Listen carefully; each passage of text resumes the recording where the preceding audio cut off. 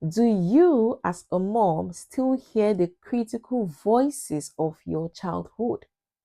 Many of us as moms are in that space or in that position where we hear the critical voices of our childhood.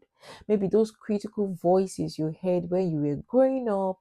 Maybe you were constantly compared with your sibling or the next person. Probably your parents wanted everything to be perfect and they were critical when you tried.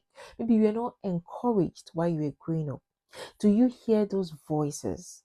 We have to be aware of these voices so it doesn't affect us in a negative way as mothers. So today we are going to learn in 7 ways how this childhood criticism affects how we as mothers see ourselves. Number one, self-doubt. Now, if you're constantly doubting yourself, you constantly doubt your abilities, you constantly doubt that you can do something, you can try something, it's a sign that probably the way you were raised is now affecting what you're doing as a mother. It's now affecting the way you see yourself. You no longer see yourself like someone that has confidence. You doubt yourself, you doubt your abilities and all. What you can do is to replace criticism with encouragement. Instead of you criticizing yourself, instead of you going along with that voice in your head, the critical voice in your head, learn to encourage yourself as a mother. We must learn to extend grace. We must learn to extend compassion to ourselves. Another way childhood criticism shows up, the way we see ourselves as mothers, is when you want to be perfect. You want everything to be perfect. You want everything to be in a certain way. 100%. You don't want mistakes. You give no room for failure. You give no room for mistakes. And sometimes when we are chasing perfection, we find ourselves in that space where we are stuck. We find ourselves in that space where we are not trying because we want everything to be perfect.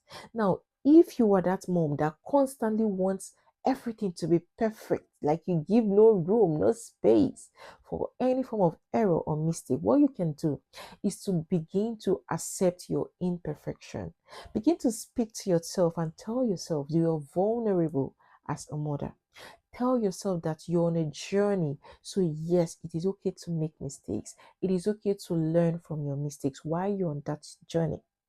Another way childhood criticism shows up in the way we see ourselves as mothers is when you're constantly afraid or you're scared of making mistakes.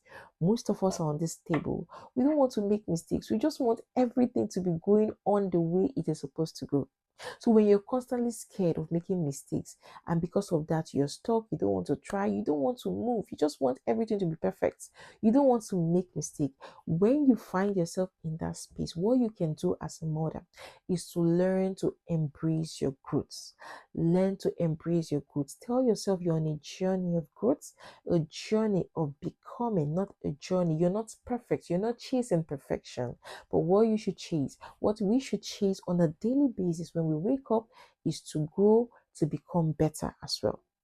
Another way childhood criticism shows up in the way we see ourselves as mothers is when you constantly talk to yourself in an unkind way. When you're harsh with the things you say to yourself, you're harsh with your self talk. You talk to yourself in a way that is not kind.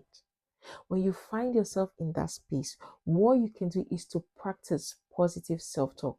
Words are powerful, words are vehicle, and it starts with us. It starts with you as a mom. What are you saying to yourself? What are the positive self-talk, positive self-conversations you're having with yourself? We must intentionally practice positive self-talk. Another way childhood criticism shows up, the way we see ourselves as mothers, is when we find it difficult to acknowledge the effort of our children. Your child has made an effort, your child has done something great, but you just find it difficult to appreciate his or her effort. You just find it difficult to tell the child that, oh, well done for this thing you've done, well done for staying true, well done for trying, well done for being resilient, well done for being committed to it. You just find it difficult to praise your child. Praise comes, it's difficult for you to praise. What you can do is to learn to celebrate small wins. Learn to be in that space where you look at yourself, you look at your journey, and tell yourself, oh, I'm not going to wait for the grand event. I'm not going to wait for the grand things before I celebrate, before I acknowledge the effort of my child. But be in that space where you constantly acknowledge the small wins, the small effort, the baby steps of your children on a daily basis. Another way childhood criticism shows up in the way we see ourselves as mothers is when you're constantly anxious. You're anxious about everything, anxious about the way you're raising your children, like you're constantly in that space where you're anxious. What you can do is to focus on your journey. What you can do is to focus on you growing, you becoming a better version of yourself. Another way criticism shows up in the way we see ourselves as mothers is when you constantly feel like you are not enough. You constantly feel like you're not worthy. You constantly feel like you're not loved. You constantly feel like, oh, you're not part of it. You're not all there is. When you feel that way, you must learn to recognize your value. You must learn to recognize your worth, your identity. You must remind yourself who you are.